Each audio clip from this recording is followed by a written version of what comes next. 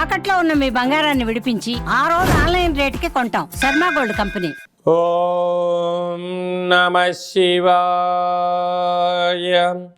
ఓం నమో నారాయణాయ. కర్మ నివారణ నరదృష్టి నివారణ కాళభైరవాయ నమో నమః. ఓం కాళకాలాయ విద్మహే కాళాతీతాయ ధీమహి తన్నో నరదృష్టి నివారణ కాళభైరవ ప్రచోదయాత్. హరి ఓం.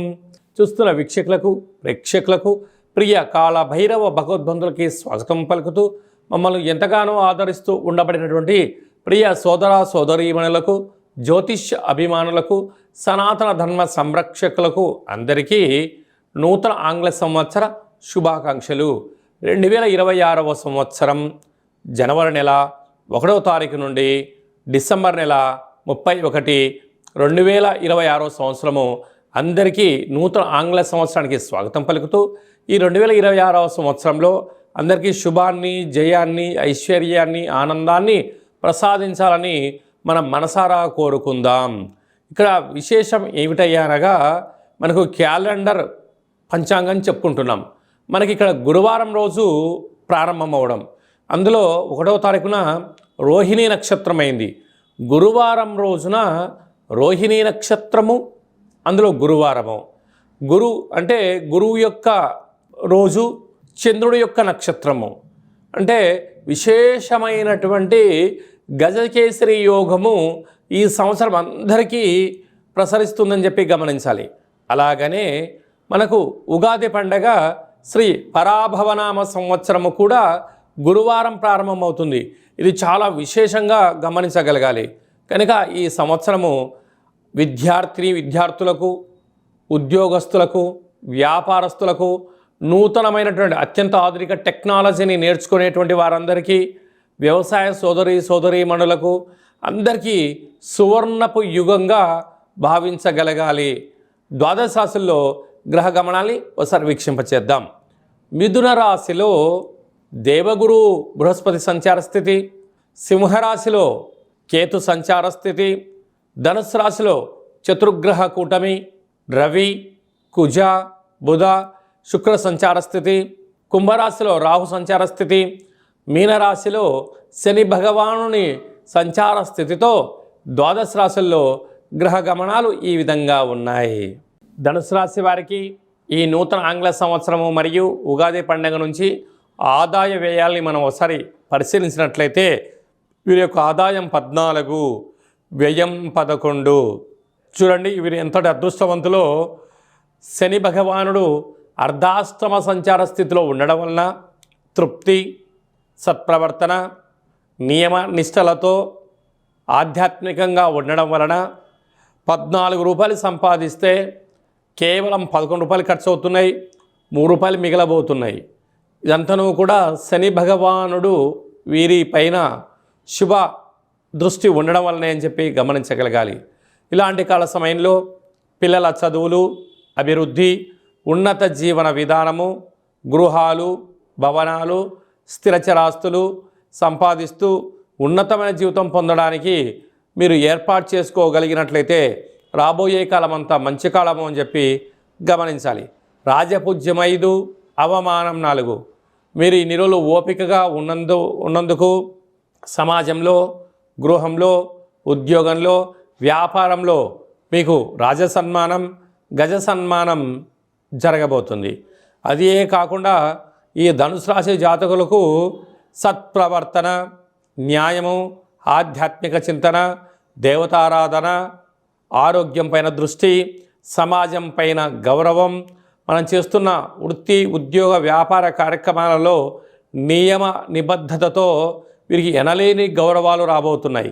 సాఫ్ట్వేర్ ఉద్యోగస్తులు, హార్డ్వేర్ ఉద్యోగస్తులు, వృత్తి, ఉద్యోగ, వ్యాపార, రాజకీయ, సేవారంగ కార్యక్రమాల్లో ఉండబడిన వారందరికీ కూడా ఇది చాలా మంచి కాలం. ఇలాంటి కాల సమయంలో సంపూర్ణమైనటువంటి ప్రతి గురువారం రోజున శ్రీ మేధా దక్షిణామూర్తి స్వామివారి యొక్క స్మరణ, దర్శనం, రుద్రాభిషేకం చాలా యోగదాయకం. ప్రతి సోమవారం పూట విభూతితో చందనంతో మహాదేవుడికి అలంకారం చేయడం వలన ఆ చందనాన్ని ఆ విభూతిని లలాటం పైన పెట్టుకోవడం వలన సకల గ్రహదోషాలు తొలగి ఐశ్వర్యం కలిగి ఈ యొక్క ధనుసు రాశి వారి సొంతం కాబోతుంది.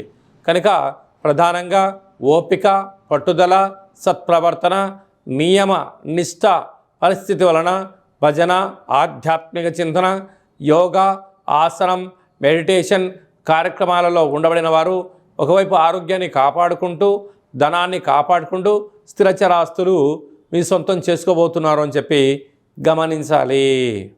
ఈ ఆంగ్ల సంవత్సరం అంతను కూడా అందరము కూడా వీలైనంత వరకు తల్లిదండ్రుల యొక్క సేవ, తల్లిదండ్రులతో సత్ప్రవర్తన, తల్లిదండ్రులను ఎవరైతే గౌరవిస్తారో వారందరికీ యోగం కలుగుతుంది.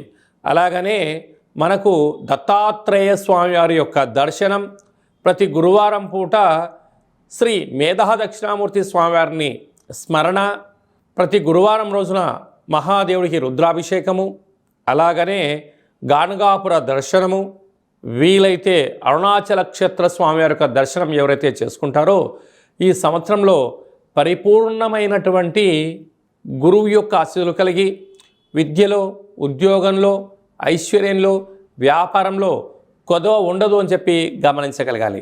ఇంకనూ మనం విజయం సాధించగలగాలి అన్నట్లయితే ఒక్కొక్క నెలలో మనకు ఒక్కొక్క కాళభైరవ స్వామి వారు ఉంటారు. ఆ కాళభైరవ స్వామికి స్మరణ, ధ్యానము, కూష్మాండ దీపము, నారికేల దీపము, పిండి దీపాన్ని, గండా దీపాన్ని ఒక్కొక్క నెలలో ఒక్కొక్క విధంగా మనం పెట్టుకోగలిగినట్లయితే సంపూర్ణమైనటువంటి స్వామివారికి ఆశీస్సులు కలిగి ఎవరి ఇంట్లో ఎలాంటి ఇబ్బందులు లేకుండా, అష్ట కష్టాలు లేకుండా అష్ట ఐశ్వర్య ప్రాప్తి కలుగుతుందని చెప్పి గమనించాలి. అలాగనే మీ వ్యక్తిగత జాతకం తెలుసుకోవాలనుకుంటున్నారా? మీ యొక్క పేరు, పుట్టినటువంటి తేదీ, నెల, సంవత్సరం, పుట్టిన సమయం రాసి మీరు వాట్సాప్లో పంపించగలిగినట్లయితే 100 సంవత్సరముల జాతకాన్ని రాసి సవివరంగా సంపూర్ణంగా మీకు ఎక్స్ప్లెయిన్ అంటే ఉదాహరణగా చెప్పడం జరుగుతుంది. అలాగే మీరు పుట్టినప్పుడు గ్రహ గమనాలు ఎలా ఉన్నాయి, ప్రస్తుతం ఎలా ఉంటున్నాయి, రాబోయే కాలంలో ఎలా ఉంటున్నాయో తెలియజేయడం జరుగుతుంది. చాలామందికి పుట్టినటువంటి కాల సమయంలో డేటా ఆఫ్ బర్త్లో లేనటువంటి వారికి మీ పేరు యొక్క మొదటి అక్షరాన్ని అనుసరిస్తూ రాశిని తెలియచేస్తూ రాశి యొక్క స్థితిగతులను చెప్పుకుంటూ అలాగనే రమణ శాస్త్రం ద్వారా అనగా గవ్వల ద్వారా కాళభైరవ ఉపాసన చేత భూత భవిష్యత్ వర్తమానాన్ని తెలియజేయడం జరుగుతుంది. కనుక 2026వ సంవత్సరంలో మనకు ఉగాది పండగ దగ్గర నుంచి ఆదాయము, వ్యయము, రాజపూజ్యము, అవమాన కార్యక్రమాలను ఎలా నివారించుకోవాలి, ఐశ్వర్యాన్ని ఎలా పొందుకోవాలో ముందుగానే తెలుసుకుందాం. అపాయింట్మెంట్ తీసుకొని సంప్రదించగలరు. అందరికీ ఈ 2026వ సంవత్సరంలో శుభం, జయం, లాభం, ఐశ్వర్యం కలగాలని కోరుకుంటూ ఆశీర్వచనం.